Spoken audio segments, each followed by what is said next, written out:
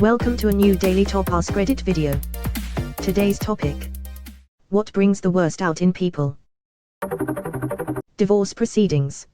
Especially with kids involved. It can turn a couple of average people into monsters. Yea, but to Christmas. Coming from someone who had their parents divorce at 10, I beg to differ on this.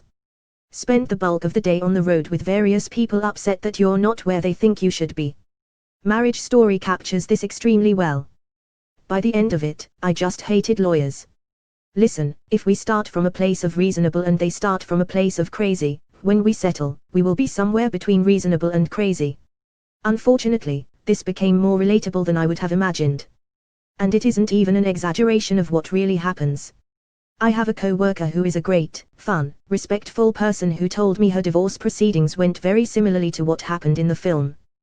They both agreed to go on with the divorce without getting lawyers involved, but then started getting frustrated with each other, and it eventually evolved into bickering from both sides.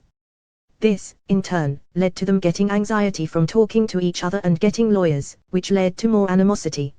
It has been 4 years and they are only now starting to get on better terms than they were when the divorce was finalized. When a loved one dies, people get really, really weird in a bad way about money and stuff. I know a bunch of people who had relatives who flat out stole money and valuables after the death of a family member. It's crazy.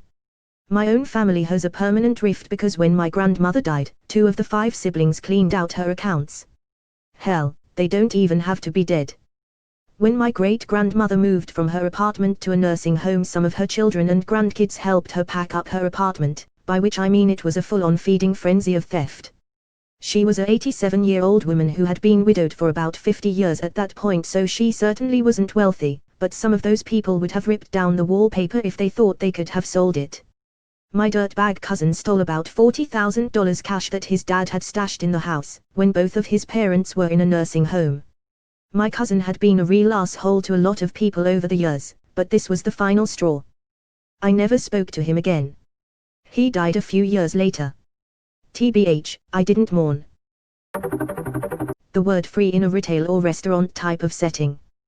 People will trample one another, take all of the items so there aren't any for others, gorge themselves, try to sneak food out with them. It's disgusting. I was going to say that the first manager who camped product due to poor service really screwed it up for everyone. Now I have to listen to someone who wants something for free because the box has a dent in it. There was a clinic in my city that wanted to try the Robin Hood style service where they would charge well-off patients but treat the poor for free.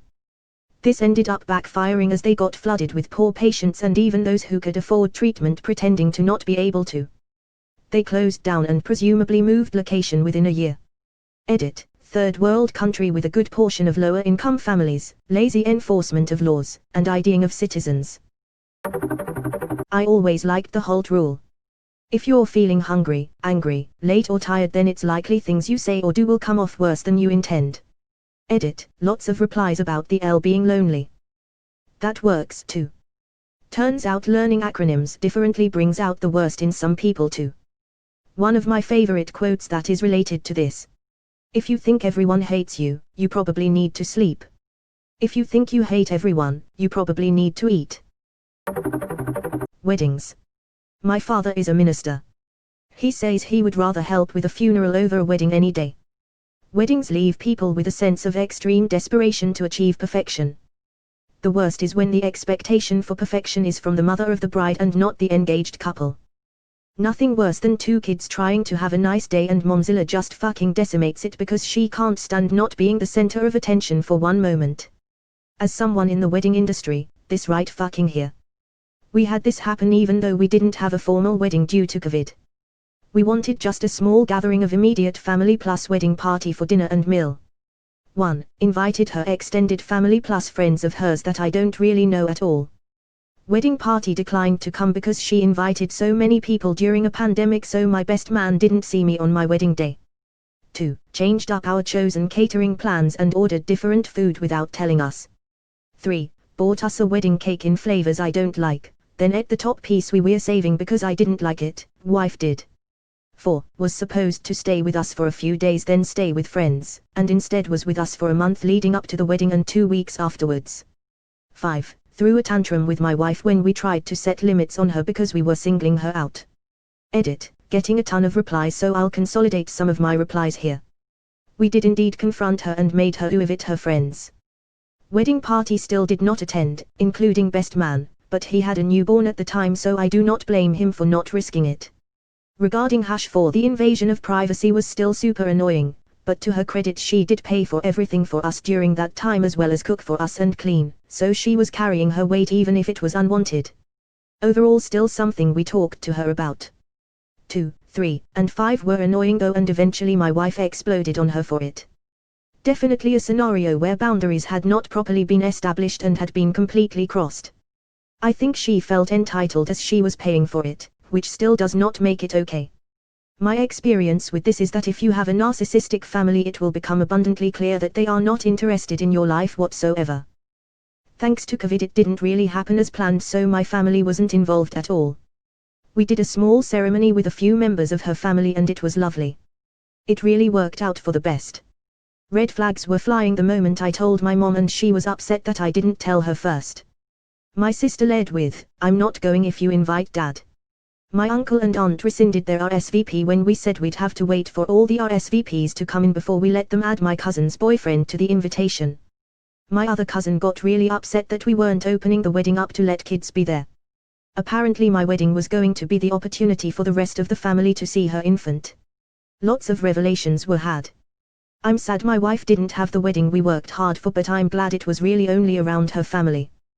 That sucks. I am sorry that happened to you.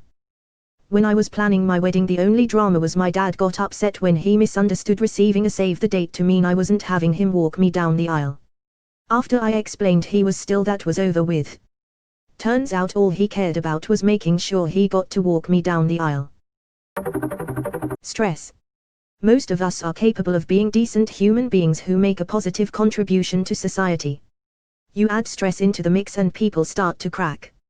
Financial stress, relationship stress, work stress, it doesn't matter. When our focus is pulled into simply surviving and staying afloat, our ability to empathize or provide support to others greatly diminishes.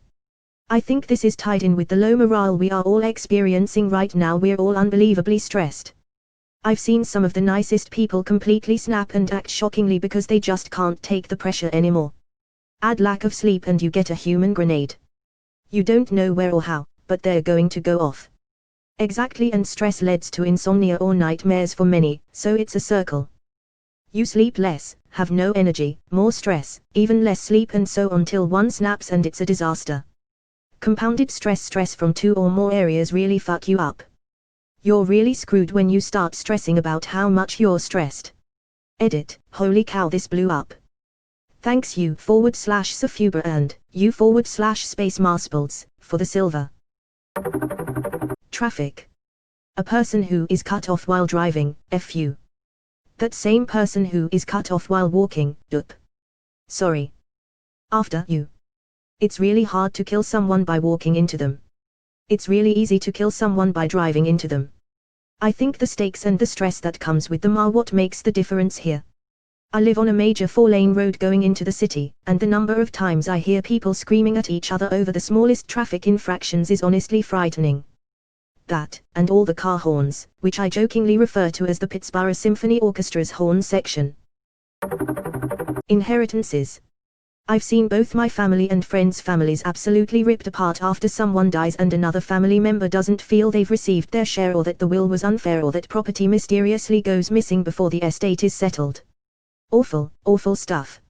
I think the worst is my friend's dad and his sister haven't spoken for over 30 years due to a squabble over their mother's will. 30 years. The kicker is that they are both quite well off on their own. Friend's dad is a very, very successful trial lawyer and friend's aunt married a successful doctor. This wasn't money either of them ever actually needed, but they've not had a relationship for decades because of it. My aunt pulled some dirty shit on my grandmother right before she died and somehow got her to sign over all of the over $100,000 inheritance solely to my aunt. This never would have happened without some form of serious emotional manipulation / blackmail, because my aunt is an addict and my grandmother refused to enable her monetarily while she was living.